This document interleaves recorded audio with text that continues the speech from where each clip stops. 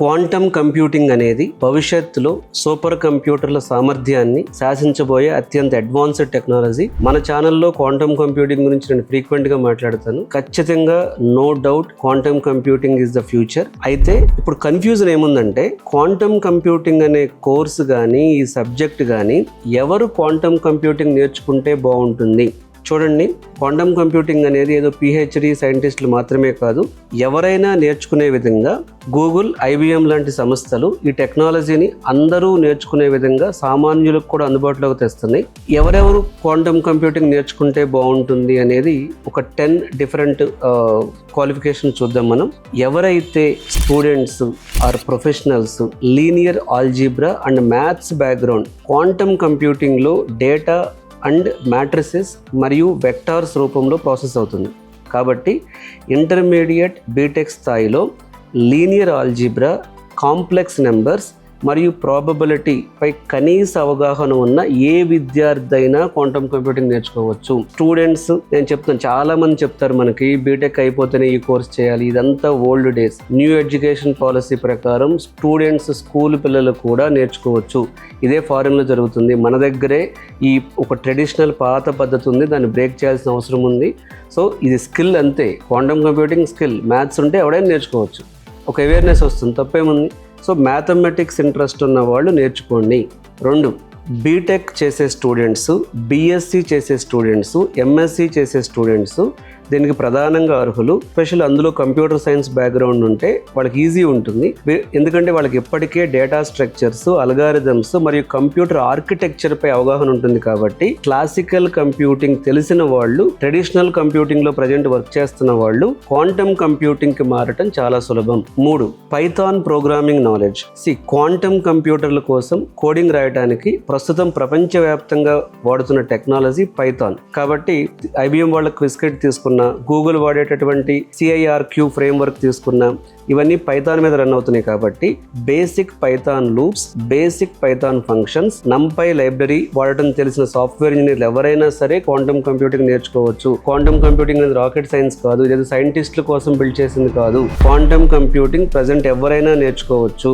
4th, physics background విద్యార్థులు. Quantum mechanics అనే subject ఉందండి. క్వాంటమ్ మెకానిక్స్ లో సూపర్ పొజిషన్, ఎంటాంగిల్మెంట్ ఆధారంగా ఈ కంప్యూటర్లు పనిచేస్తాయి. క్వాంటమ్ కంప్యూటర్లు పనిచేసేది క్వాంటమ్ మెకానిక్స్ ఆధారంగా. అందులో ఉన్నటువంటి ప్రధానమైన సూత్రాలైన సూపర్ పొజిషన్, ఎంటాంగిల్మెంట్. కాబట్టి బిఎస్సి, ఎంఎస్సి ఫిజిక్స్ చదివిన విద్యార్థులకి ఈ కాన్సెప్ట్ చాలా ఈజీగా అర్థమవుతుంది. స్టూడెంట్స్ కొంచెం కోడింగ్ నేర్చుకుంటే క్వాంటమ్ కంప్యూటింగ్ రంగంలో అద్భుతంగా రాణించవచ్చు. కాబట్టి ఫిజిక్స్ చేస్తున్న students, MSc physics, BSc physics వాళ్ళకి ఆల్రెడీ చాలా అవకాశాలు ఉన్నాయి. క్వాంటమ్ కంప్యూటింగ్ రంగం అనేది మీకు కొత్త అవకాశం అనుకోండి, మీరు ప్రశాంతంగా నేర్చుకోవచ్చు. 5, డేటా సైంటిస్టులు మరియు మెషిన్ లెర్నింగ్ ఇంజనీర్స్. చూడండి, AI డెవలపర్స్. ప్రస్తుతం quantum machine learning, QML, quantum machine learning కి విపరీతమైన డిమాండ్ ఉంది. డేటా సైన్స్, మెషిన్ లెర్నింగ్ రంగాల్లో ఇప్పటికే పనిచేస్తున్న ప్రొఫెషనల్స్ కానీ AI మోడల్స్ ని మరింత వేగంగా రన్ చేయడానికి క్వాంటమ్ అల్గారిథమ్స్ ఉపయోగపడతాయి. కాబట్టి సో మీరు ఏఐలో వర్క్ చేస్తుంటే, డేటా సైన్స్లో వర్క్ చేస్తుంటే,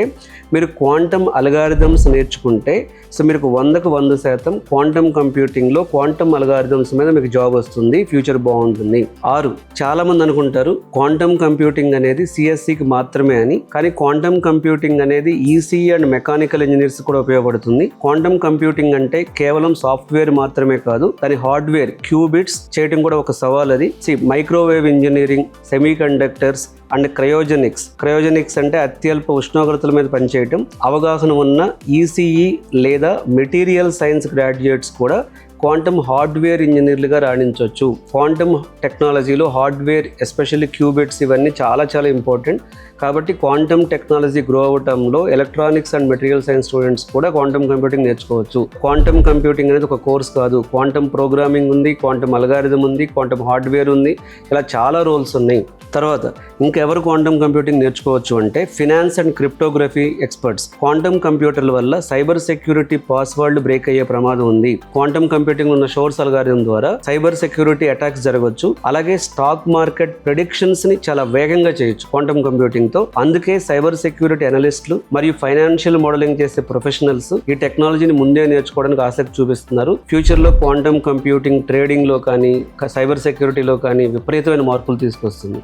మీరు ఫైనాన్స్ ఫైనాన్షియల్ బ్యాక్గ్రౌండ్లో ఉన్నా, మీరు సైబర్ సెక్యూరిటీ బ్యాక్గ్రౌండ్లో ఉన్నా, మీరు క్వాంటమ్ కంప్యూటింగ్ మీద అవగాహన తప్పనిసరి. తర్వాత ఇంకెవరికి బాగుంటుంది క్వాంటమ్ కంప్యూటింగ్ అంటే రీసెర్చ్ మరియు అకాడమియాలో ఆసక్తి ఉన్నవాళ్ళు. ఇది చాలా ఎదుగుతున్న ఎమర్జింగ్ టెక్నాలజీ కాబట్టి ఒక రొటీన్ 9 to 5 సాఫ్ట్వేర్ జాబ్ కాకుండా కొత్త విషయాలు కనిపెట్టడం, రీసెర్చ్ పేపర్ చదవటం, నిరంతరం అప్డేట్ అవ్వాలనే analytical and problem solving minds ఉంటుంది ఎవరైనా సరే ఈ research quantum computing is the best topic for research. ఎందుకంటే ఇది డైరెక్ట్గా అన్ని రంగాలను అటాక్ చేస్తుంది, అన్ని రంగాలను ఎఫెక్ట్ చేస్తుంది. కాబట్టి ఇప్పుడు ఎక్కువ మంది ప్రొఫెషనల్లో రీసెర్చ్ ఫీల్డ్ లో లేరు కాబట్టి క్వాంటమ్ కంప్యూటింగ్ ఫీల్డ్ అనేది రీసెర్చ్ లో వెళ్లే వాళ్ళకి ఖచ్చితంగా మంచి అవకాశం.